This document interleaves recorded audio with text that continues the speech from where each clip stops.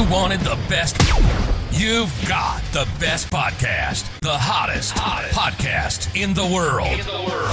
The Chris Voss Show, the preeminent podcast with guests so smart you may experience serious brain bleed.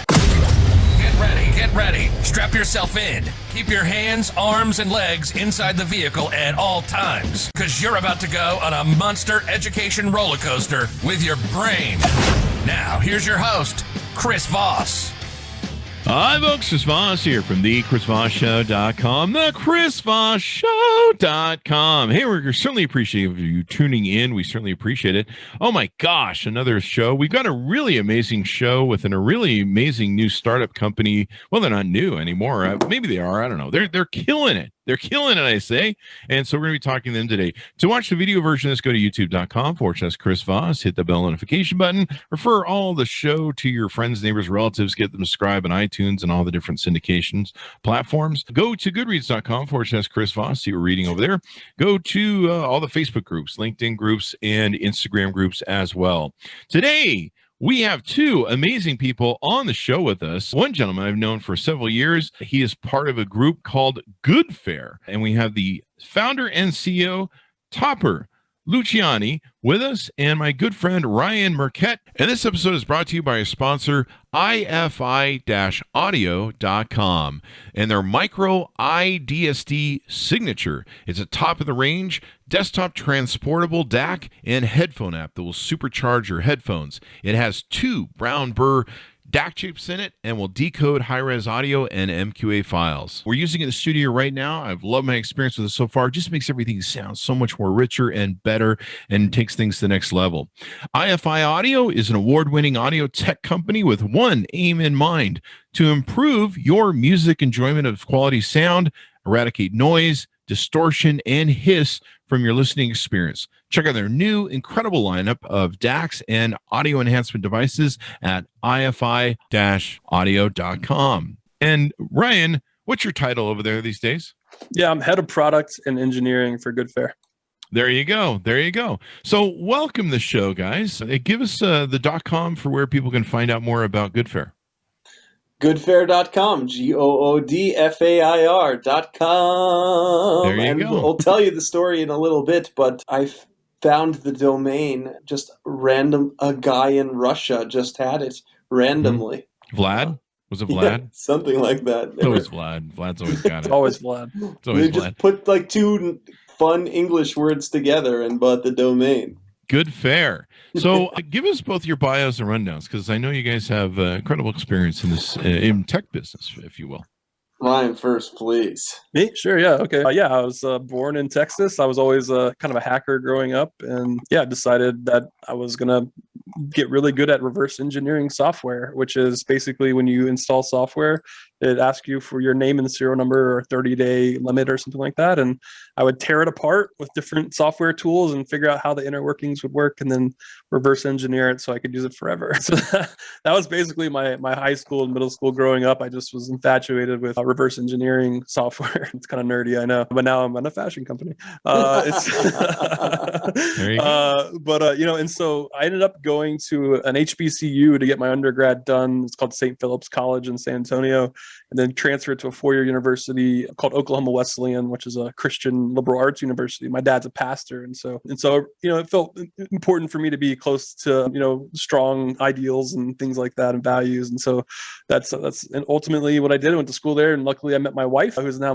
she was my girlfriend at the time, my beautiful wife, and we have two amazing children together. We're in Austin, but through that I ended up getting a job out in the Bay Area and moving out to Berkeley right after school and working at a small startup called DotSpotter that ended up getting acquired about 6 months after I joined. It was totally the Silicon Valley episode of you move out to the Valley, join a startup, get acquired, and then assimilate the teams together and all that awkwardness of hey, I'm an engineer. Cool, I'm an engineer. Are you taking my job? And then, eventually that was CBS Interactive who bought us out, which is, CBS.com and CNET. They eventually bought CNET too. And they kind of threw us into the CNET building with the rest of those folks, and it was just really awkward for a while. But anyway, I ended up going to Facebook in 2009 and helping them launch the Facebook platform and the blue login button you see all over the internet. So I apologize for that.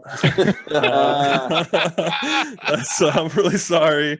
That was part of part of my team. And so for Pins, I left Facebook and started my own company about a year after I joined. It was pretty obvious that I needed to go do my own thing. And so I've always been an entrepreneur and operator. And so 3 months after I left Facebook, I launched a company at TechCrunch Disrupt in New York. It was the first New York TechCrunch Disrupt. We ended up losing to Hotel Tonight and Betterment, but it was a really good experience. The company is called App Bistro, and we had some really great investors. We ended up taking 2 rounds and then got acquired by an Indian unicorn called InMobi, who had just raised a bunch of money from SoftBank. And so we taking my company there for 2 years, and we ended up getting acquired by them. I was there for 2 years as director of product. And then, sorry, my mind is ahead of my mouth right now. I just want to talk really fast, but I didn't remember I'm on a podcast. And so anyway, long story short, I had spent 14 trips to India to integrate my software into their team and to their software. And it was just, it was a crazy time. And then after my earnout, I went to Reddit and was there as their product manager, was there for a while and helped them integrate really tasteful ads across the platform. And then I got whispered to go to Amazon. And so long story short, Amazon's what brought me back to Texas. And in that role, I was mentoring startups and startup founders for AWS. And it was a really amazing role, just an amazing amount of people, and the team at Amazon were incredible. And that's what brought me back to Austin to kind of do that role in Austin to help the Austin ecosystem mentor, kind of like a paid mentor for Amazon. And through that's how I actually got connected to GoodFair. And one of our top mentors and advisors of the company was actually a good friend of mine and Topper's as well. And so put us in touch, and yeah, the rest is history. I just fell in love with the mission and what we were building, and the culture, and then it's just Topper. I mean, Topper's an amazing dude. I mean, so are you? Hey, stop it! The more you get to know him, the more he's just a great dude. And so it was just, I wanted to be part of it, and I saw the mission, the problem, and we'll get into the problem, but it is just massive. Oil and gas.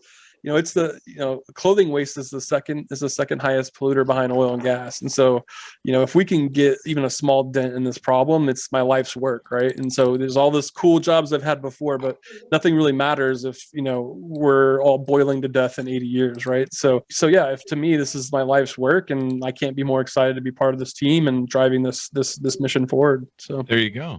And if you're watching this on YouTube right now, you see that Ryan spends his days on a beach with waves crashing up against the yeah, I wish. I'm in my home office right now. But Topper, with what we have left of the show, I think it's about 5 minutes. Give us your bio so we can find out more about you. We love you, Ryan. Basically, I've been in the used clothing space for the past 10 or 12 years. I first started off selling used neckties on eBay, and then my name was the Emperor of Thailand, and I became eBay's #1 tie seller.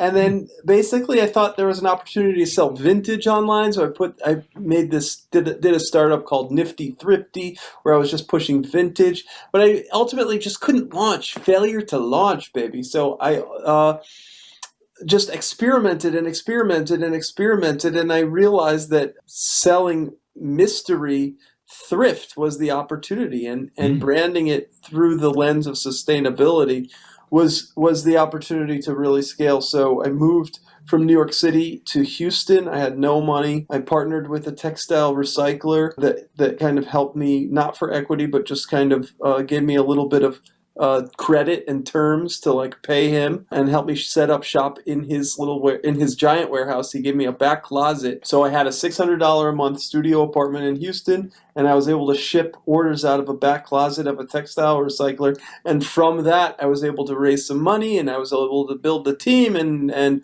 all of these blessings that have kind of happened in the last 2 or 3 years because of the consumer demand around this, and around, the tailwinds around sustainability.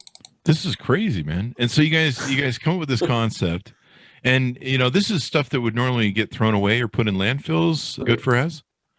Yeah, a lot of it. Basically, what happens is a lot of it gets exported to developing countries, and what happens is after a month or two of not being able to sell some of this stuff, they're making such a fat margin on the goods that the stuff that they don't want to sell or can't sell, they just throw in a landfill or dispose of it in other ways, incinerate it. So let's talk about what GoodFair does. What do you guys do specifically? So we're an online thrift store that sells mystery bundles of first apparel through selling by category. So ultimately, if you come to the website and you want a used flannel shirt. Well, we don't sell one flannel shirt. We're going to sell you 4 flannel shirts for $25, and you just tell us your size. And so we vet by quality, and we separate everything by size.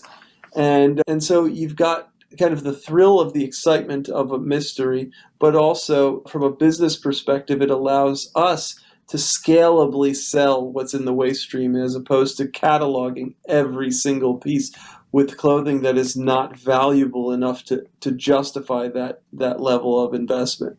Mm-hmm. So you guys are saving it from landfills, and then I think you guys find gems in there, from what I understand, too, as well, don't you?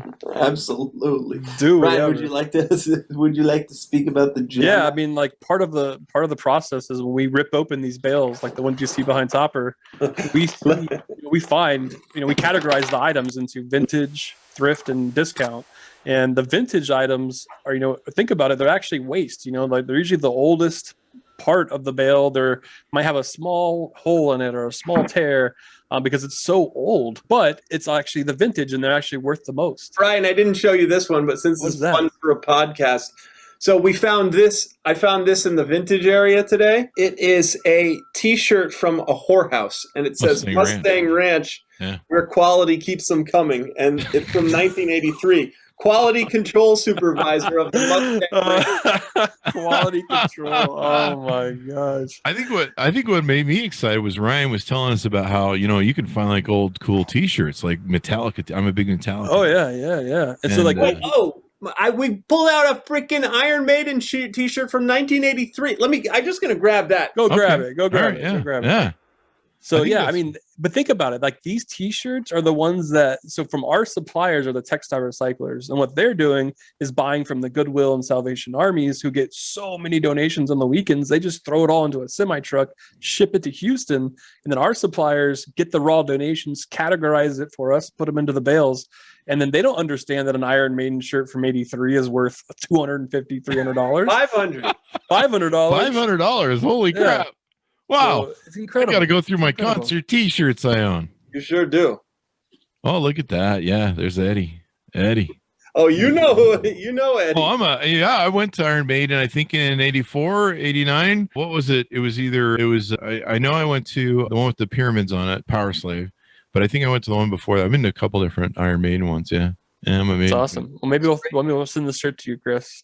Maybe not. We'll see. $500. All right. At least. I mean, I'm going through my stuff, man. I got a 1984 Van Halen shirt. I mean, that's the last two. That's very wow. That's legit. I could probably Diamond Dave. So Nordstrom's reached out and they're like, hey, can we put some of your vintage stuff on our website? And we were like, yeah, absolutely. We did a test order, 200 items, gone, less than 2 hours. Wow. They doubled it, 400, gone, 6 hours. So now we're in 6 of their stores, and we keep getting larger and larger POs from them. And then you have to remember, this is our waste. It's the waste from America that's just so valuable. Now it's going to a Nordstrom's, right? So it's incredible, and it just shows the demand for this stuff. So it's awesome. Part of it because of like fashion. Yeah. I remember when we started having this thing where I think we owned a store called Cool Cats, and they would have like ripped jeans, and I'm like, do we paid for these? They're like fucking ripped, and they're like, no, that's how they want them, and you're just like, really? And so it's crazy. Who's a large part of your customer base that goes to your website and buys other than the big chains? Is it people that are, they're really into recycling and things along those, or they're looking for collector's items, or who's usually that person? Yeah, I would say it's a mixture of that. I mean, like it's a lot of younger folks, obviously. Mm-hmm. I mean, like there is a direct impact on climate change when you buy from us, because this is literally one step from a landfill. And not to segue, but we just had a container of Pakistani crew necks come in, basically because, we want to save these things from they end up in a landfill. And so if we can save them, and it's, way cheaper to get it from Pakistan, we'll do it too, right? We'll get it from all over the globe as long as it's within our mission. And so, I mean, like for us, it's all about, the mission and it's 4:30 and we've been on calls all day and my brain is a little fried right now, but it's okay, Ryan. We'll carry you through, man. Thanks, man. Appreciate it. We keep you laughing. We keep the juices going.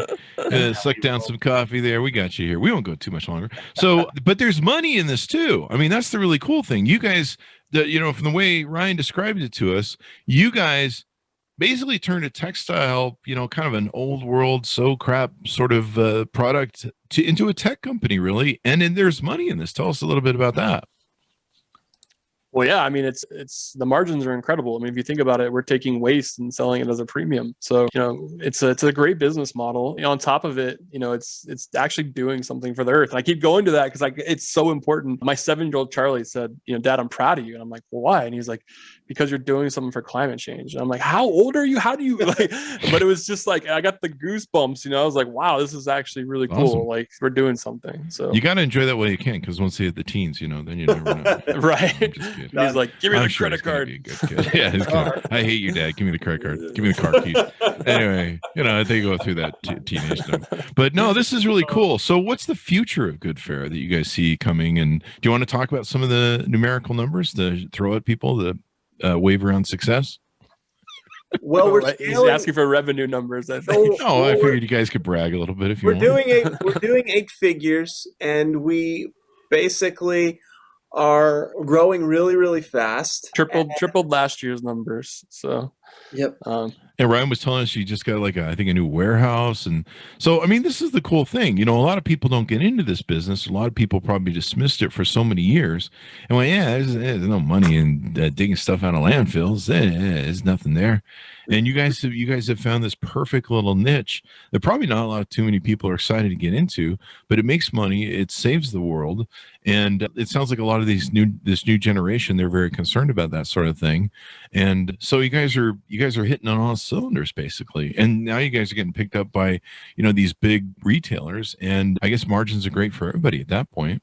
Mm-hmm. Topper, do you want to give the Chris Voss audience the big vision? Yeah, so without giving away too much, obviously. Yeah, so ultimately, the thrift industry is growing at 6% a year, which is significantly faster than traditional retail. Wow! And we see a dream that a vision for GoodFair is well beyond adult apparel. We see a world where GoodFair is disrupting Amazon one day when people are wanting to shop secondhand before they're shopping new.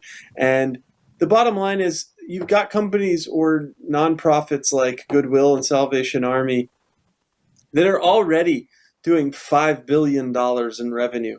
So we're not reinventing any wheel or creating any consumer demand. The demand is already there. We're just facilitating it with, making it easy on the web. And so our goal is to be selling far beyond apparel, kids clothing, footwear, housing and home goods, soft goods, hard goods, and then eventually get into sporting equipment, tools, all the things that are in the waste stream. There's an opportunity for GoodFair to sell. That's a brilliant vision, because I remember we used to just go dump everything at like up here in Utah. It's the Desert Industries that's run by the Mormon Church, but it's basically their local Goodwill. In Vegas, there was always the Goodwill. We used to we just go dump anything with them, and now they have like people there that are like, yeah, we're not taking that, and yeah, we're not taking that. I'm like, when did you guys get too good for crap? Like, what the fuck? I mean, isn't that your job? Yeah, it's not your job. You're supposed to take my crap. In fact, I mean, I used to love going down in the middle of the night and just dumping stuff and leaving. Yeah. But the local Desert Industries here, they've got all gated off. You can't go in there and just dump shit anymore. Like they're like really high-minded about it. Like, I'm sorry, but your crap is not good enough for our Goodwill. That's crazy. So like you guys said, there's so much overrun and all this sort of good stuff going on. So this is pretty exciting, because I think there's more of a use case for us, and we need to reuse stuff more often. I mean, I do all my dating secondhand, so there's that. We need to recycle stuff. Although I don't know, my friends are always like, you should get a dog at the dog adoption clinic, and I always go, did you get your kids at the adoption clinic first? If so, I'll get my dog. See how that works. But no, man, this is a good thing. It's good for the environment. It's good for the world, and hopefully it'll make us think maybe more about how much stuff we create. And I imagine cyclical through the system, this might make less new things being made, less consumption of new goods, trees, fabric. That's our goal. Our goal is really to reframe the conversation around consumption. That we don't need so much new stuff all the time. Yeah. I remember the movie from, was it Fight Club? Where we buy stuff to impress people that Don't give Yeah, a crap about we us. don't like, or exactly. There you go. Mhm. So as we go out, anything more you guys want to talk about? Yeah, I don't know. We're just building an amazing company. We have There you go. a great team. We have a leadership team that's insanely just working their butts off. Let's just put it that way. And then we have a warehouse team that is just burning it on both ends. Working nights and weekends, and we're just The mission. we're all committed to this mission. And it's 20, 30 employees in the office, another 50 in the warehouses, and this is just day one. We keep saying it over and over again, day one. And we're trying to build a generational defining brand. And if we're even just a sliver successful at that, we're going to have an impact on climate change. And really, that's what all this is for. And we're building a big business in the process, and that's awesome. But if we're just slightly successful in our first goal, then that's what it's all about. So, and I think it's really cool you guys have turned this into a tech business, basically. well, there's a lot of tech to go here. I mean, Yeah. we're automation in the warehouse. We're innovating, and a lot of the bundles. Think about it, everything on our site is a bundle. So we really had to think of how can we do inventory planning, forecasting, inventory restructuring, and all that stuff through Shopify by using bundles. And it's complicated, right? And so we had to put a lot of IP into it. So there's a lot of tech that's really enabling this to scale. And we think, we're going to be going out for a Series A soon. And, part of that capital infusion will be, using technology to really optimize our costs, to really unlock the margin even more, if that's even possible. But, there's a lot of margin, still on the table to be had. That's for sure. Maybe you guys can have AI machines that will figure out which ones are the Metallica shirts and all that stuff.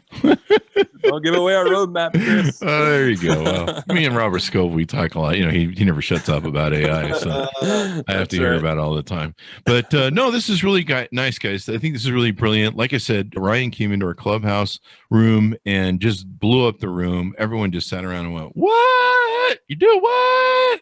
And they just were crazy about it. So they were excited to see this interview and hear it. And I'm sure people that aren't aware of it will check it out as well. Tell people where to go on the website to find more out about you guys. Yeah, so it's GoodFair.com. There's an About Us section you click on. You can also follow Topper on Twitter. He's got a tweeter. I got it one too. Topper, just search for Topper. What's your Twitter? Topper JL. Topper JL. Mine's just my last name.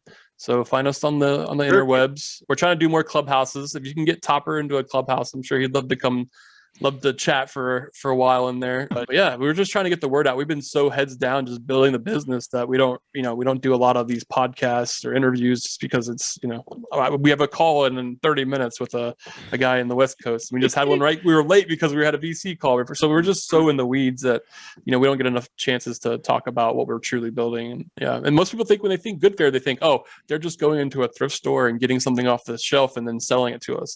That's the complete opposite of what we're doing. To be fully transparent, there are times we have to do that, right? To get an order out the door. We just don't have that crew neck. Let's go get it off a retailer's shelf. And that does happen, full transparency, but that's probably less than 1% of our items in the warehouse. So that we ship out. So anyway, that's GoodFair, and it's a really cool story. And I just want more and more people to know about what we're up to. And, we're not going anywhere, and we're going to get bigger and bigger. And hopefully in that process, we can have a sizable impact on the climate. So. And what was really cool was I looked up your guys' TikTok. Holy mother of Judas. Oh, we didn't tell you the story. Oh man, we have time? How much time? Yeah, we got plenty of time. I was just okay. All right. Well, yeah. So Topper, when I started, we were an Instagram, Facebook only kind of shop, and that did great for us. Still does great for us. But then I randomly I didn't tell anybody. I don't think I just changed the thank you page to say, hey, we love seeing your TikTok unboxing videos, because there was some apprehension internally to go to TikTok because we were doing so good on Instagram. I had no idea what it was. Yeah, we didn't know what it was. I still don't. And so I was like, well, let's just try it. Maybe someone will do a video and it will go viral. Maybe that's how it works. And so we kind of just left it alone. And, a month or two later, we started getting a bunch of organic traffic in, and we were like, where is that coming from? We thought it was Instagram. We thought it was maybe word of mouth. We weren't sure. And then one weekend, it was a Friday. I remember it was the Easter right as the quarantine was setting in. Everyone was like, okay, this is going to be awful for the next year probably. And it was that Friday. I remember we usually were getting about a couple $100 in revenue an hour, $500 or something. And it just shot up. Like in 1 hour, we were looking at like $12,000 an hour. And then like, we kept hitting refresh up to like 30,000, 40,000, 50,000. I was like, what is going on? And like, it turns out some video from a mom in South Carolina, what was her name? I don't know. We'll have to put it in the show notes. I'll give you her TikTok. We have to give her some love. Shayna, I want to say. Anyway, she ended up, watching this or putting on that video out, and it went super viral that weekend. And we basically did our seed round through customer revenue in like 3 days. There's so much demand. It was like, almost, it was like 600,000 in like a week or something. Yeah, 200. It was 230 in a day. 230, yeah, it was insane. And so that was really what put us on the map. That was April of that year, and we just started scaling from then on out. We raised the seed and put the right people in the right place, hired an amazing leadership team, an amazing, operations team, warehouse team. And it's just been off to the races ever since. And it's been an incredible journey. I mean, we have fun every time. Like I can't wait to get up in the morning and like get on the calls with everybody. It's just so fun. Like on Mondays when people join our weekly call, I join first, and I'll put some music on. like I think we had some Kanye a couple weeks ago, and then this week we had Whitney Houston. I want to dance with somebody, and that whole, everyone's all dancing in their Zoom, and it's just, the culture that we're building is the culture I've always dreamed of working at. And I know it's culture Topper's always dreamed of being a part of. And so we're really selective about who we hire on a culture basis. So our interview process is, down pat. We ask very culture specific questions, and then we're quick to let people go. Like if you're not working out, like unfortunately, like we have to make hard decisions quickly in this business. And so that's part of the game. And, and so we're quick to let people go and to make sure we're building the right team early on to really make sure that we're all on the same page. We're all on the same mission. So it's been so much fun, Chris, man. I can't tell you how much fun Topper and I have had. And like, I haven't even barely seen the dude. I'm in Austin. He's in Houston. So I come to the warehouse maybe once a week, but like our whole team is pretty much virtual except for the warehouse folks in Topper. And so it's been really fun just building a whole virtual company really over the last, whatever we're in, the virus, COVID. Was that a necessity with the virus then? Yeah. I mean, it was forced upon us. Our original plan was to open an office in Austin on 6th Street. Yes. 6th Street, but not in like the party section, like down on the east side where it's a little more chill. Actually, you were there, Chris. You remember that house we went to with who was the guy we were with? Remember the last one we went to? South by Southwest. There was a house and had a DJ in the back. And that house was the one we were going to rent. That was in our business plan to rent house, make it the GoodFair house. And we were going to have events there and invite the university students and like have a lot of like on brand message, like just events, like all kinds of cool stuff, South by Southwest Park, all that stuff. And then the freaking COVID happened. And so then we had to change our whole business plan to be a digital first company, digital first, brand. We were going to send some college kids out to all the festivals with GoodFair merch and set up tables and have a real what is it? Sorry, it's getting a little late, but having like a on ground type of marketing strategy, and that was completely reversed. We went all digital. So yeah, and we haven't done anything on with events yet. So this will be interesting when you guys do, right? Like something at South by Southwest when they have a or like Coachella, like having Coachella? like a bit, and oh god, those people at Coachella, man, those chicks would love those clothes, all the hipster sort of chicks. They love to dress up when they go there, and they always look kind of hipsters. Yeah, 77.4 million likes on TikTok, 373.4 million followers. You guys have this rabid following of people just making all these crazy funny videos about your brand. That is just awesome. It's a good feeling. It's a awesome. really, really good feeling. I think, Topper, it's important for us to sit back and look at it because we're so in it, and like to sit back. Like we had a conversation with some VCs and they were like, "Oh, our son told us about you." We were like, "What?" Like that's amazing, and like we're still waiting for that random GoodFair shirt in the wild. I haven't seen one yet. I think Topper hasn't seen one either, but it's going to happen. We're already seeing our GoodFair stuff. Like, oh, I forgot to tell you, we're screen printing GoodFair on blank t-shirts and putting that into the mix as well. And that's helping with word of mouth. So like Topper's example there, he's wearing a GoodFair screen printed shirt. And so, so that gets out there. So if you search on like, Poshmark or any of these other sites that sell, thrift stuff, you'll find GoodFair stuff for sale, like a $30 sweatshirt.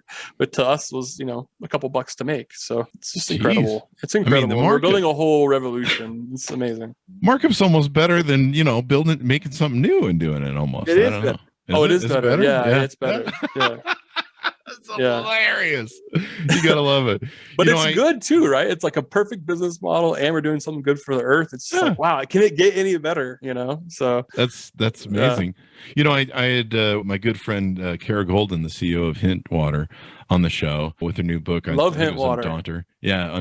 Yeah, it's good stuff. And so we were talking, kind of the end of the show, we started talking about TikTok. And then after the show for about an hour, we sat and talked about how TikTok. And I'm like, you really need to get Hint Water and your brand on TikTok. He's like, I don't know, it's for the kids. And you can see like the end of the recording, we started talking about it. And so I talked to her, I says, get on it. And I kind of told her how it kind of works. So I go over there to check the other day, and she's like killing it. She's even bigger than her own brand, Hint Water. Like Hint Water's amazing. Well, but she's just doing her, her little tips for business and stuff. And people love, her. She's awesome. So yeah, it's interesting. A whole new generation too that are going to be raised on GoodFair, and you guys will be right there for the ride. So I'm not going to throw any shade, but TikTok did steal our content creator, and now she works for TikTok to help other businesses build content. So we were definitely doing something right there. We love you, TikTok. Don't steal our employees.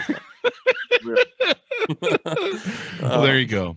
Well, guys, thanks for coming on the show and spending some time with us. The people that Ryan came into in our clubhouse, like I said, were just blown away. They're just like, holy crap, and the numbers and how it makes sense. And you're just like, it's just one of those things like you just never saw it as like a big business sort of thing, and one that saves the world. So this is awesome, guys. Thank you. Thank you so much, Chris. That was super fun. Hey, thanks for having us, man. Thank you. Awesome. We'll spread the word, man. We'll get it out. So give us a where people can go look you guys up online, and we'll take us out. Yeah, goodfair.com is where you can find, where you can buy, the best quality used secondhand clothes. There you go. There you go. Save some money, save the earth, all that good stuff. Thanks, Mountains, for tuning in. Go to youtube.com/Chris Voss. Hit the bell notification button. Go to all our groups on Facebook, LinkedIn, Instagram. There's even one on TikTok. We're trying to, get our thing on TikTok going there. And also go to goodreads.com/Chris Voss. Thanks for tuning in, and we'll see you guys next time. Awesome. Thanks, Chris.